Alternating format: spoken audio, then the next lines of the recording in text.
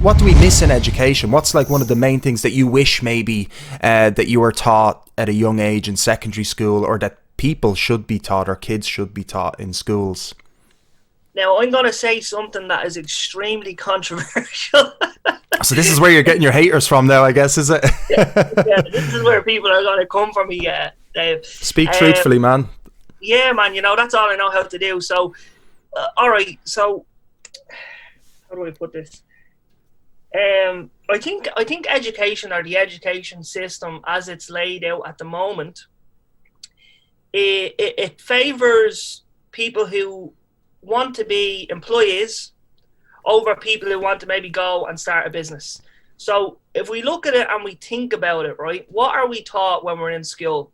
We're taught punctuality, to turn up on time for the time the bell rings, aka the 9 o'clock alarm to start work. We're taught to wear the uniform, put your uniform on and go to work. We're taught that the value of a person's self-esteem should be placed upon their ability to memorize things in books that are 100 years old and preach to things that are outdated systems.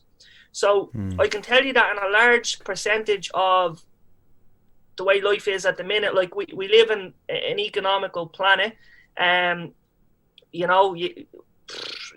money basically is the currency of what we use. It's we can't pay our bills with our ability to memorize. And I think that the school system is not really teaching people to lead the way. It's teaching people to follow.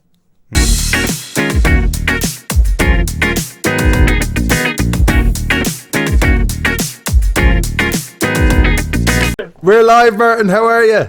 How's it going, man? Let me hit the video on here. What's going on? Whack the old video. Great, man. Oh, it's so good to see you, dude. It's been ages. It's been a long time, man. It's been too long.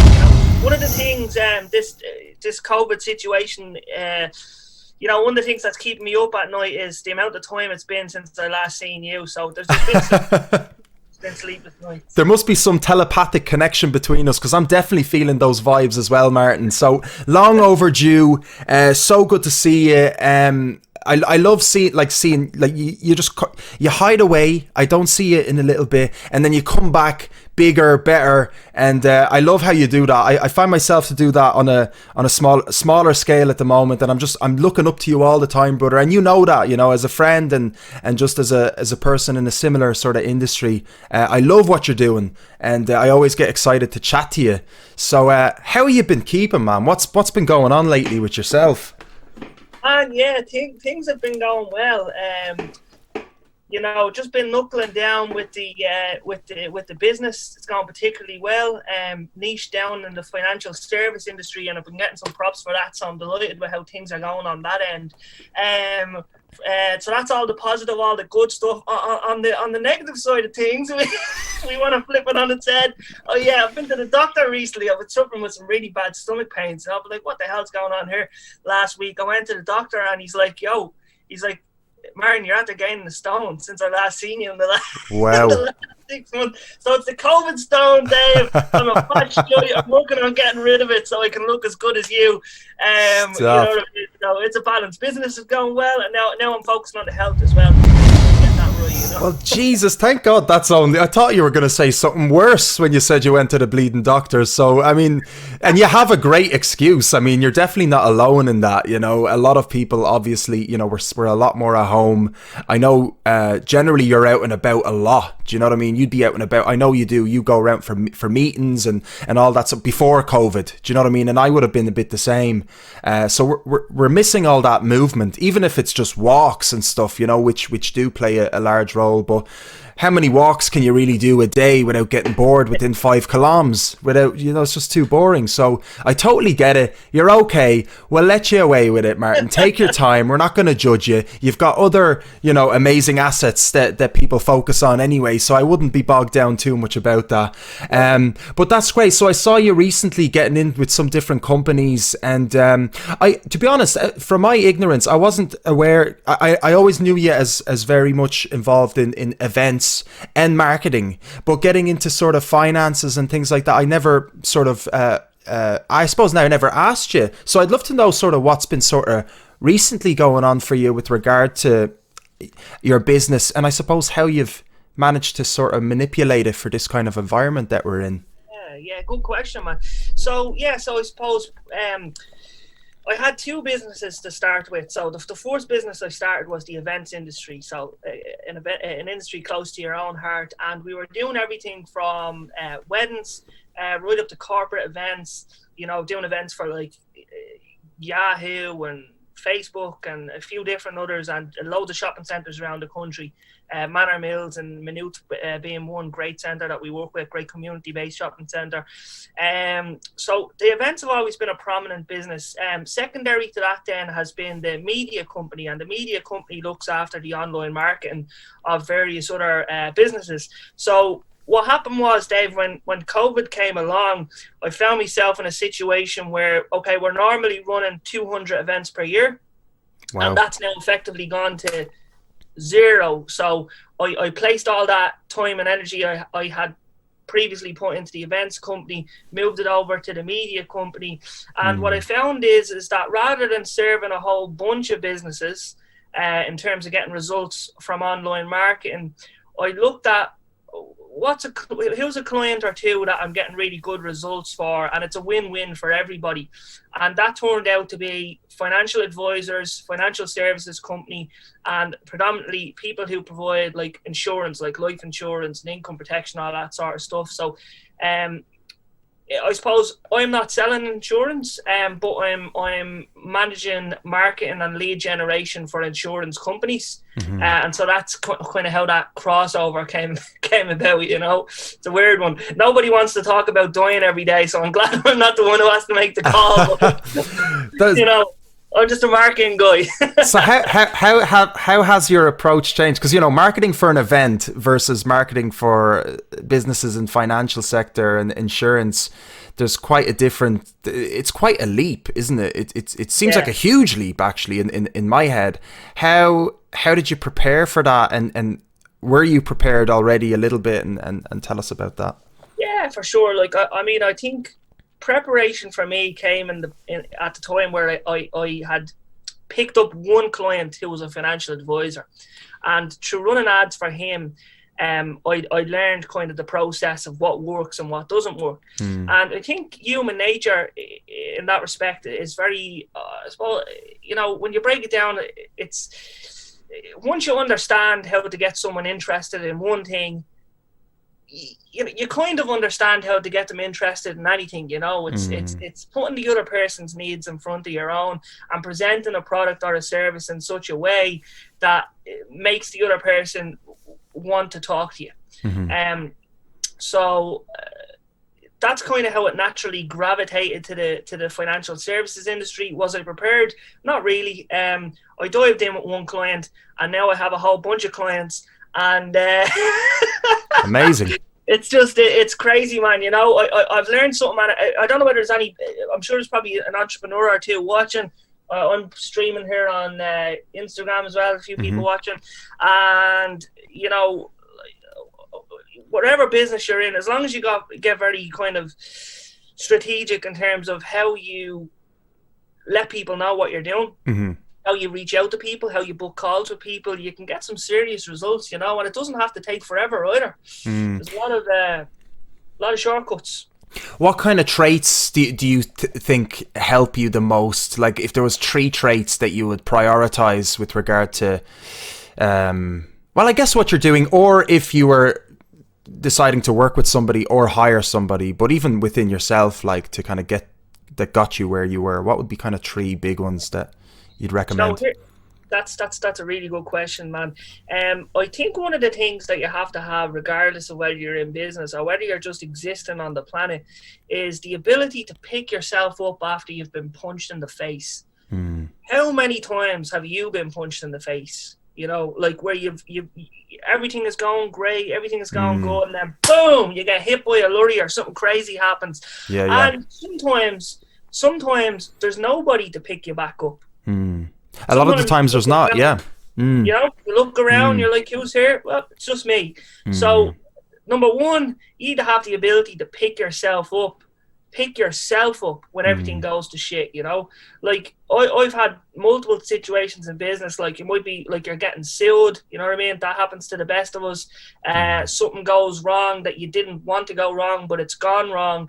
And you need to be able to pick yourself up, dust yourself off and say, okay, that happened. Now let's fix the problem and make sure it doesn't happen again, you know? So that's number one. Number two, I think you have to have a certain amount of self-discipline. So in anything that you're doing, if you're trying to achieve something great, I think that you need to have that level of discipline where it's like, okay, I'm focused now. It's a 90-day window. I need to get this done. Like, when the alarm clock goes off in the morning, you're the only person that's there to pull yourself up out of the bed, unless you're super rich and you can afford someone to come in and fucking wake you up and physically pull you out of the bed. That's the dream, of course, yeah. Yeah, that is the dream. Like, so self-discipline, number two. And then number three, what attributes will, you know, I think the ability to put yourself out there without having too much of a concern about what another person is going to think of you, or you know, what if this person doesn't like me, or what if that person doesn't like me. Thankfully, I got to a place a long time ago where I just don't give a shit too much about that, respectfully, because a lot of people, I think, are crippled by the opinions of other people. And at the end of the day, those people are not the ones who are going to get you to where you need to be. So you need to just kind of release that a bit. You need to know that haters is going to come along the way. I mean, I've had situations just at the start of COVID, March, like, I'll give you an example. You know, my fucking dog, who I love to bits, is terminally ill. He's dying. I'm up at fucking 6 o'clock in the morning, bringing him to the vet because we think he's about to die any minute. And I walk outside to find some people have literally put a screwdriver in my car and wrote fucking shit all about me on the car and throughout the night. I remember, you know? That, yeah. Remember that? Like, and that's what you're up against. People are going to hate on you. People are going to come for you. People see you with a car and they're going to stick a screwdriver in and write all over it. But you need to face all that bullshit of people coming for you. Man, I could tell you some serious stories of things that, you know, I've been through, and the shit that people have come at me with for almost probably no apparent reason other than, you know, whatever, like, fuck this guy, we're going to get him or whatever. And, you know, you just got to pick yourself up and get yourself through that. And I think that's one of the things, not to tap myself on the back, but that's one of the things, thankfully, I've been able to do, is pull myself through this shit. And I hope everyone else can do that as well, you know, when the time comes. Yeah, no, and fair play to you. It's something I find very admirable, and it's something that I'm working on in myself, because I do notice the potential of, you know, backlash that can come, and obviously from speaking with you and speaking with Sir Steve-O and people that are, you know, quite influential and put themselves out there, you're gonna get some backlash. No, even if you're not doing anything, you know, risque. You know, so I remember you were saying you were getting some strange messages from someone kept bothering you in our last chat, you know. But look, we're going back to your bio. You've been viewed, well, over 5 million times. So, I mean, out of the 5 million, you know, it's how many, what is it, 20, 30? It's like the ratio's not the worst, but it's still, it can be quite effective, right? Because we have a tendency psychologically to look at the negative, and the negative hits us more. Like, bad reviews are like tenfold more impactful, or can be, to an individual than a positive one. And I think that's something that, I don't know if it's a majorative thing in society. Are people more like that inclined? And that's why there's less people that go for the bigger sort of aspiration. The people settle more for less. And does it reflect, and this is something I wanted to accidentally leading into, I love when that happens, into education, and sort of wanted to know your opinion. I would value it a lot on sort of what do we miss in education? What's like one of the main things that you wish maybe that you were taught at a young age in secondary school, or that people should be taught, or kids should be taught in schools? Now, I'm going to say something that is extremely controversial. So this is where you're getting your haters from now, I guess, is it? Yeah, this is where people are going to come for me, Dave. Speak truthfully, man. Yeah, man, that's all I know how to do. So, all right, so how do I put this? I think education, or the education system as it's laid out at the moment, it favors people who want to be employees over people who want to maybe go and start a business. So if we look at it and we think about it, right, what are we taught when we're in school? We're taught punctuality, to turn up on time for the time the bell rings, aka the 9 o'clock alarm to start work. We're taught to wear the uniform, put your uniform on and go to work. We're taught that the value of a person's self-esteem should be placed upon their ability to memorize things in books that are 100 years old and preach to things that are outdated systems. So I can tell you that in a large percentage of the way life is at the minute, like we live in an economical planet, money basically is the currency of what we use. It's we can't pay our bills with our ability to memorize. And I think that the school system is not really teaching people to lead the way. It's teaching people to follow and to depend on job security and depend on someone else to look after their future. But what I think it's missing is the information that would give an individual the ability to understand the differences between assets and liabilities, the ability to go out and create their own financial freedom, and their ability to be a leader and not just a follower. So that's what I personally feel like is missing from the current system. Yeah, absolutely. That goes against what a lot of people think. Yeah, I think it's becoming more evident now. I don't think it's controversial what you're saying anymore. I think it's definitely realized.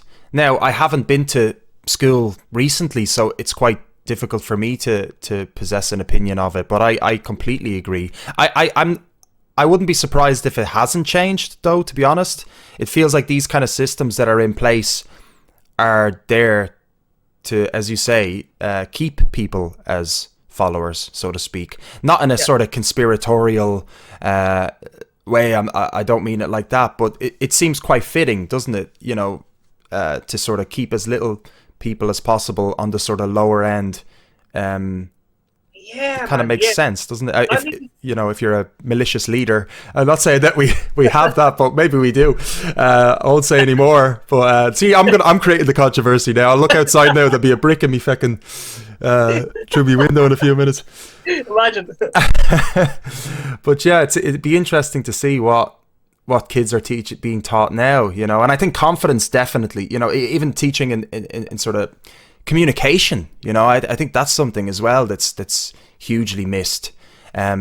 Even expression through arts. I think like acting I personally think that should be put into schools or as an option, in primary school, because that really helps in sort of getting to know oneself, getting to develop self-awareness, even these kind of attributes, which I find people do tend to overlook in the educational system, along with what you are saying. These. Yeah, man. I couldn't agree with you more. Like, and just a thought that came to my mind as you were saying all that good stuff that you were saying is that here's the thing, right? I remember one dude in my class, like throughout secondary school. He is one of the smartest people I ever met, and we all knew this guy is destined for some good things. But he was good at science and stuff like that. You actually know who I'm talking about. I don't know whether I could say it now. And he's a lovely guy. And he works in Pfizer now, and I knew he was a genius, right? But anyway, the pathway for education for someone who is looking to work in science, looking to be a doctor, or looking to work in Pfizer, I believe, should be quite different to somebody who is looking to run a company, like yourself, for instance. So the problem I have is you're teaching the kids the same thing, you know, Yeah. and it doesn't cater to their individual path, you know, and it doesn't cater to, Mm. as you said, self-awareness, self-esteem, self-development, personal finances. These are all things that are truly missing, you know. Mm. And the reason why they're probably missing is because that the people who are teaching it, they never got the opportunity to learn these things, so they Yeah. don't know any better, you know. So, you know. Anyway, listen, those are my thoughts on it, brother. No, they're great thoughts. I think it's an important conversation to have as well, you know. Yeah. And I think you said it perfectly without getting into it to like what I would generally do. So so maybe Love it. yeah, no. So you contained yourself very well there. No, it is really interesting. But yeah, I mean, I'd love to see what kind of how you can influence that, I suppose. Like what kind of how that works, like who chooses the education system and all that. I don't understand how that works, you know. It would be interesting to see how that all works. But anyway, I don't want to stay on too much on this because I know I'm probably going to end up saying something and then I'll be like, oh shite, we're going down another rabbit hole. Thanks, Kozak. But because we host a lot of musicians obviously on this show, and reading your bio, you said that you count yourself as, like, your younger years you worked as a musician, and it just made me think about I guess where you are now. And maybe I asked this in the last interview, but would you ever consider going back in? I think I did. I feel like now I did ask in the music industry, not necessarily as a performer. Paul mentioned, you know, the rise of Martin going from managing OTB, our old Fingless band, to setting a blazing trail, you know. So is it something that ever crossed your mind to work in that? I know now it's probably not, because it's just a load of shambles now at the event. We can't do anything. But has that even 2 years ago or a couple of years Yeah, ago crossed your mind? you know, look, I would never rule out doing any projects in the music industry, man. I love the music industry. I love people who are in the music industry. I think, like, you just get a different breed of person that you know, you can tell, like, when someone's a musician or they're in the industry, just there's a lot of cool people in there, man, you know, and they Mm, feel they feel the music, like, and they're a different breed of people. I absolutely would definitely love to do projects in the music industry going forward, man. I don't think it would be like my main business or anything like that, but I'd definitely mm, love to get involved in, you know, some festival stuff, or maybe do something in the future. And I just think it's a fucking, excuse me language, that Koza, it's a hard time, bro, for people mm, like yourself, you know, and musicians who are true musicians and in the industry. It's probably the hardest time right now to be in the industry, because you know, if you're used to going out, you know, making money from shows and that's your gig, you've just mm, been stopped in your tracks. And whereas someone who's like myself, you know, lucky enough, I had another company to bounce over to, but a mm. lot of people are just musicians. That's all they do. Yeah. That's all they know. So what do they do in the middle of a pandemic? You know, so man, I'm feeling Mm, right now for everyone in the music industry. Having said that, big props to people. I've seen a lot of people adapting, like yeah. people doing online concerts and stuff, which is really great to see. They're actually going to the Mm, theaters, performing the shows, and all right, people can't be there right now, but it's great to see people still pushing and still getting themselves out there. You know, yes, you're heavily restricted, but you know, you're getting yourself out there, man. And like yourself with this mm, show, man, fair play to you. You know, I mean, you're not letting anything stop you. You're getting out there and you're putting yourself out there, and I can see you hustling, and mm. it's only a matter of time before it breaks for you. So I'm excited for you as well, man. 100%. Cheers, man. Cheers. Yeah, it's hard to stop. You know, it's really hard to stop. And it's funny. I think this lockdown really put me into a different perspective about myself and running a business. You know, and it really, like, money isn't a priority right now for me. You know, it is all about building that community and branding. You know, and that's something I had to kind of step back, because I was kind of jumping forward, almost having the horse in front of the cart, you know, with beginning. So it was a really good lesson, you know. It's interesting how these kind of lessons can come from situations like these, you know, through hardships come very good lessons. I find it's a great opportunity for us to learn. So, yeah, no, 100%. it's And I really, find that interesting what you just said there. That money is not the priority. I think that's the opinion of a lot of people in the industry, musicians. I mean, nobody gets in the well. No, sorry, no. From my point of view, man, 99% of people don't get in the music industry because they want to make a shit ton of cash. They get in the music industry because they love music, and it's such a good. I think it's such a good thing, that people who are in the music industry, they're there because they love it. So admirable, man. Love Absolutely. Now, don't get me wrong. I do want the cash. It's just, it's just not the first thing, and I wouldn't make any sacrifices to get some easy cash. Do you know what I mean? In that kind of way, I want to play the long game where it's just like you just build. I'm not looking for any kind of immediate return or financial return. It's more so about the longevity and like you're saying, like the discipline, I suppose, and just keep going without seeing. I just don't see it. For some reason, I don't see it like that. Do you see it? Because I know, I would listen to Grant Cardone, and I would listen, not much recently, actually. And same with Gary V, and two guys that I really do respect their approach, and I like their hustle, and I like that energy as well. And they do have both a very different. Cardone can be, they can be both. They're very genuine. They're very real to themselves. Cardone can be a bit more sort of harsh in a way, kind of more macho kind of dude, whereas Gary V has just this great charisma and comedic sort of value, and he's just a joy to watch on stage, isn't he? Yeah, absolutely. So I get that part, you know what I mean, the hustling for but it for some reason I don't see that. That's where I am now. Do you know what I mean? I feel more about the sort of the branding and the maybe that's the creativity part of me, though. Do you know what I mean? I'd be interested. What are your thoughts on that? Is that just a wrong way to sort of approach business, or is that something? What do you think about that? Yeah, it's an interest. So if I heard you right, man, do I have it right? You said you don't feel like you're in the hustle at the moment. You're more so focused on your branding and your community building.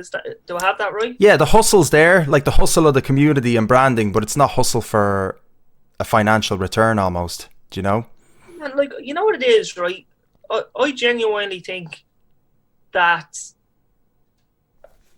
it depends on what you're going for, what your end goal is. What are you working towards? And that's the only way you're going to know whether you're on track.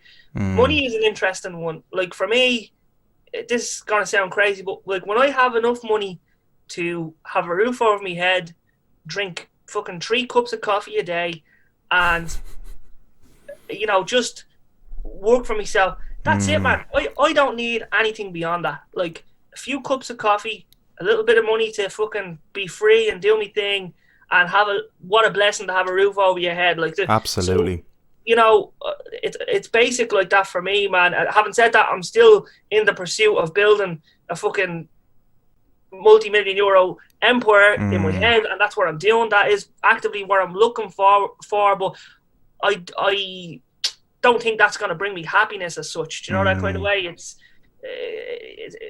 two different conversations, but it will bring freedom, and more freedom sometimes can equal more happiness. So anyway, 100%. To get back to what you're saying, man,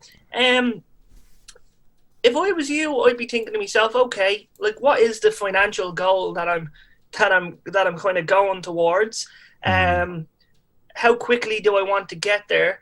And once you have those goals in mind, you have to ask yourself, is what I'm doing every day bringing me closer to that position?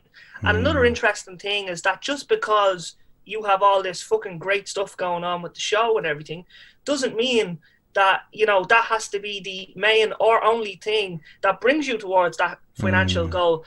This could be a different vehicle. This could be the vehicle to build your community and for enjoyment and something that you love doing, and on the side you could be possibly doing something else that brings you towards that financial goals. Man, I love goals. Look at this. I write them down every single day.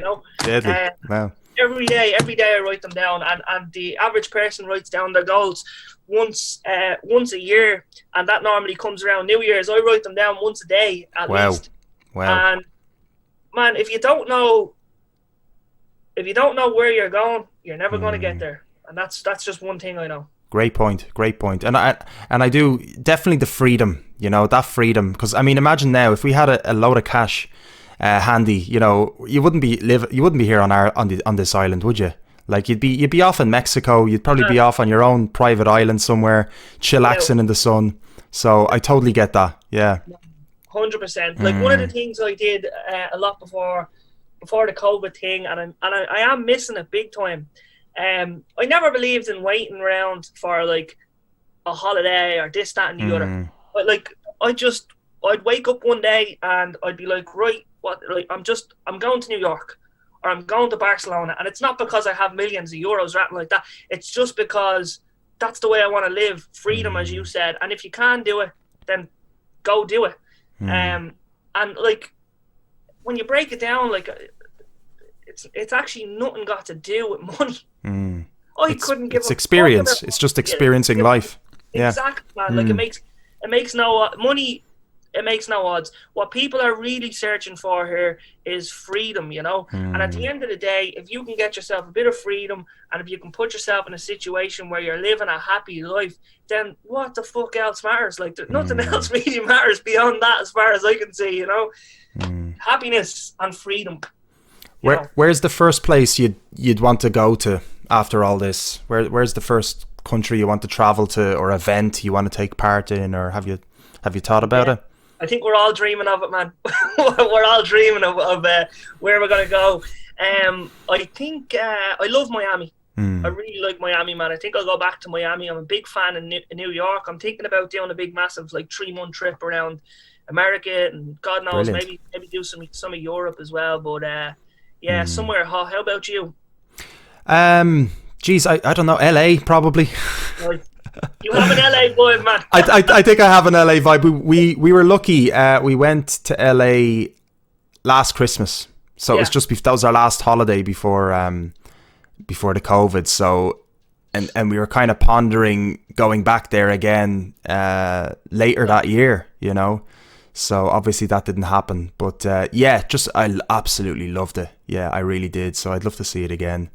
But I haven't thought about it. No, I don't think about. I just removed the idea of like going anywhere because it just feels so far fetched at the moment, And it's interesting because my plans are only about 3 weeks ahead. Like with the different projects that I'm doing. So I am doing multiple projects at the moment.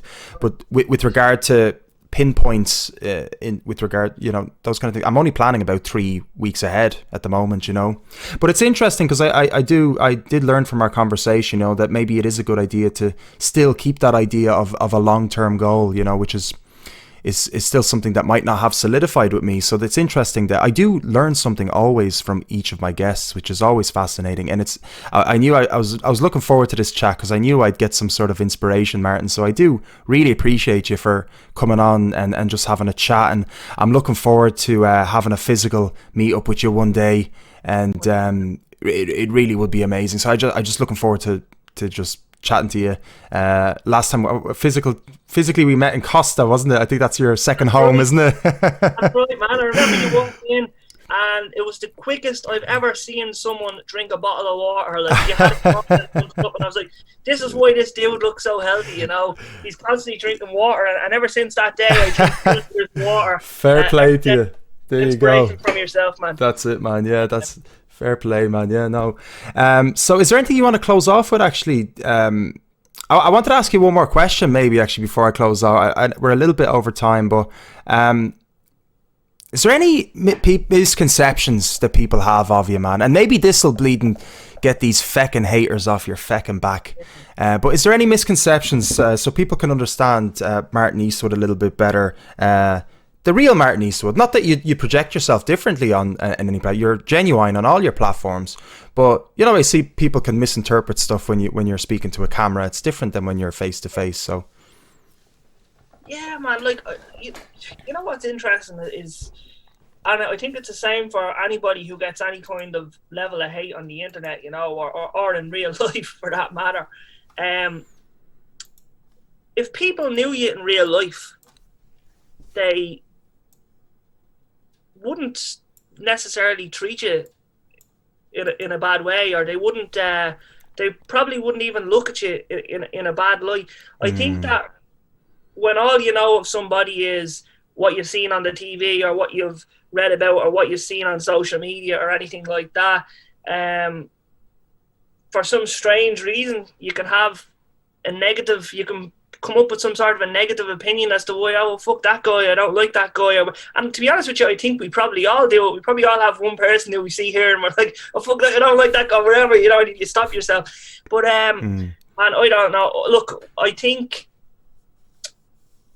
if at all possible, you should avoid judging people unless you know the person, unless you know where they're coming from, you know, and all that sort of stuff, and who they are and what they've been through and all that sort of stuff. So a minute thought about criticizing someone else is a minute you should be using to look after yourself and to develop yourself. So, you know, don't judge people. That's all I got, man. Don't judge people. It's no good for you and it's no good for the other person. And to be honest with you, it's probably damaging you more than it is them. So absolutely, yeah, absolutely, dude. It's funny, everything that when you close off your sentence, it almost feels like the perfect ending. But is there anything you wanted to close off with, other than your, you know, motivational speak? But maybe something about yourself or anything you wanted to promote or anything like that. It's just I'll give you a closing statement. I'm gonna ask a selfish question for the last question. Ready? You're gonna ask a selfless question. No, a selfish question. A selfish question. Go ahead. It's selfish for me and for everyone watching, right?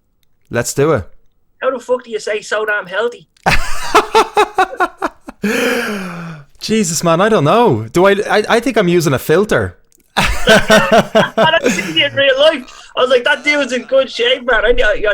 What are you doing, man? What's the secret? I take long breaks of not drinking, and I take supplements every day. I take vitamin D, I take vitamin C, I take an algae called spirulina. I drink a mushroom called chaga mushroom, which is an antioxidant, and they say it has like anti-cancerous. I've quit coffee recently. I used to drink coffee. I know you love coffee, so this will be very hard for you. I used to smoke. I used to drink a lot. I used to drink a lot of coffee. I used to do other substances as well a lot, you know, and I was pretty rough on myself, so I didn't look so healthy all the time, but I have taken long breaks from stuff like that, and I think now it feels that it's the final one where I'm not going back to a lot of stuff, cigarettes being one of those. Alcohol, I'm definitely not interested in going back to that, and coffee I've realized I can live without. So yeah, no, I'm glad it shows. Jeez, I don't notice these things. I appreciate you saying that. Well, there you go. Like, but no, I genuinely value health as much as I've been debaucherous to my body and abused it, for, you know, my own reasons, my own sort of psychological reasons, you know, why people abuse things, you know, and I felt I was going down that way, you know, and it wasn't making me healthier. So I've taken a break, but I have taken, even amongst the debaucheriness, I have taken months without alcohol and detoxed and throughout many years of my life, you know, so yeah. Yeah, it's a big one. Wow, that's great, man. Thanks for that. Yeah, it's good to hear. Yeah, but look, keep, like, water, we're like 80%, we're between 60 to 80% of water, you know, depends on how hydrated you are.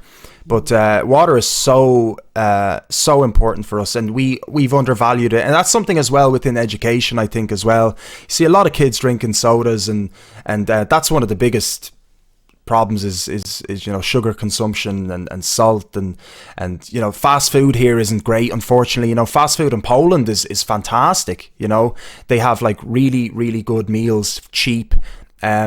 None of this kind of greasy stuff, you know. Even at 2 a.m. you can go in there and grab like a fish and mashed potatoes and stuff. You couldn't get that here. You get a bag of chips, and, you know, once in a while, I had a kebab and bag of chips last night. I've nothing against fast food. I like eating it now and then, and sometimes I eat it more often than not. But it's kind of it's society and the infrastructure that's in place, unfortunately, that and education, I suppose, that affects health, I believe, you know.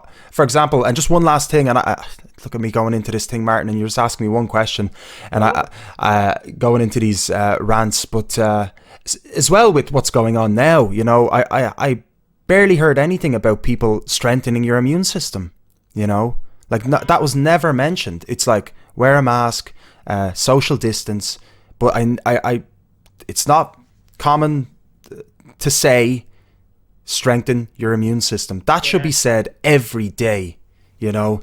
Take your supplements, try to eat healthier, drink more water. You stand a better chance against a virus. I'm not saying it'll cure it, I'm not saying anything else, but you must stand a better chance, and that's my belief, you know. I think health is a little bit under acknowledged, you know. Totally agree, man. Like, and listen, I'm not going to cut into any more of your time, but just to support what you said there, like from going through various fitness programs, sorry, personal development and mental toughness programs, simple things like drinking at least 2 liters of water a day and getting a bit of exercise and reading a bit of a self-development book every day does wonders to how you feel as a person. So 100%. If I could just briefly say, anyone watching who's going through any sort of depression or feeling down at the moment, have a look at the principles of the 75 Hard program, implement them for at least 2 weeks, and just watch how things change in your life, probably 3 weeks at least. That's all. Awesome. Yeah. That's great. I'm gonna can you send me that link so I can put it in the description, because it's great. We had that last week with Ailsha Davey as well. We were mentioning some associations to contact as well for mental health and whatnot. So this is great. We're tying it all in. This is very important as well, because this is one of the reasons why I'm doing this as well, is to support our community as well. So I appreciate you bringing that in as well, Martin. Listen, take it. Have a great weekend, brother. Always great to see you. It really, really, truly is. And I hope we get to chat again very soon, brother. Take care. Oh, thanks a lot, man. Thanks for everyone for the comments. There Cheers, you are, bro. Up there. See you later, brother. Take care, bro.